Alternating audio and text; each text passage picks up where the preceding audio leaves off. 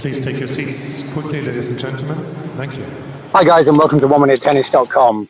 In today's session, I want to show you one of the fundamental parts of the forehand stroke that's absolutely essential if you're going to hit consistent topspin, especially under pressure.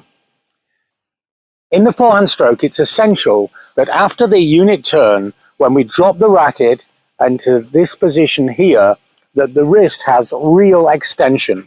This is extension, this is neutral, this is flexion. And it's essential that we don't have a neutral position here, that we have extension. I'll just show you from another direction, okay? So flexion, totally wrong. Neutral, there's going to be almost no topspin on the ball, and extension.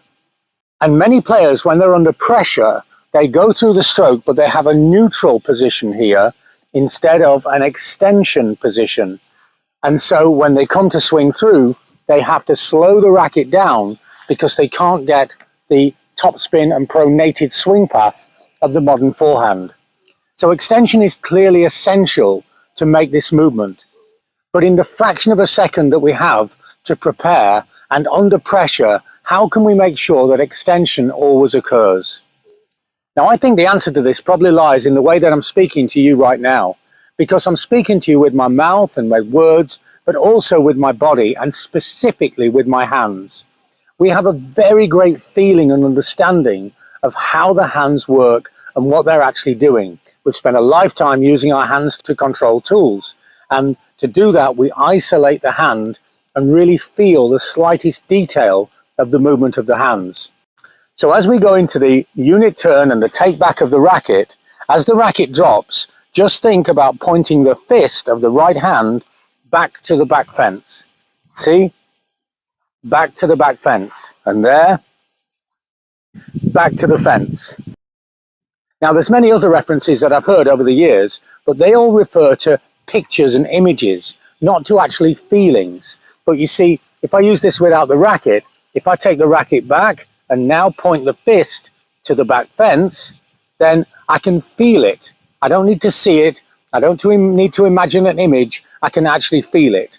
So look, I go into the unit turn, point the fist and swing. And always I will be attacking and approaching the ball with an extended wrist, which means that I've got a very solid and stable alignment to the ball, and that swinging up and over the ball with penetration is actually terribly natural.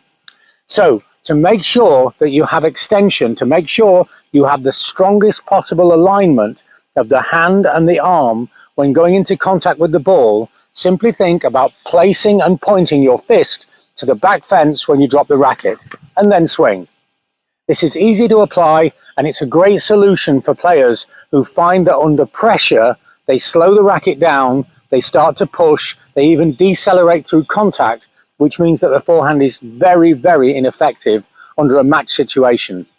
I hope this makes sense. I'd love to know how it works for you or the players that you work with. And to practice this, have a look at our partners, playyourcourt.com. They introduce you to players of your level in your area so you can play on your local court. Or they send professional tennis coaches to your area. It's a great service, and the information's in the comment section below. There's a 50% discount off their membership right now. And if you like this advice or any of the other ideas that we have, if you're at a stumbling block in your tennis, then maybe online coaching will be the solution for you. We're helping players of all ages, all levels, and all over the world. It's a truly unique service, and it really works. Have a look at our information in the website below. So remember to make sure that you hit heavy topspin under pressure. You don't slow the racket down. You don't slow the stroke down. You just simply, after the unit turn, point the fist to the back fence, swing, and let the stroke go. Thanks for watching, and see you next time for more unique tennis lessons that really work.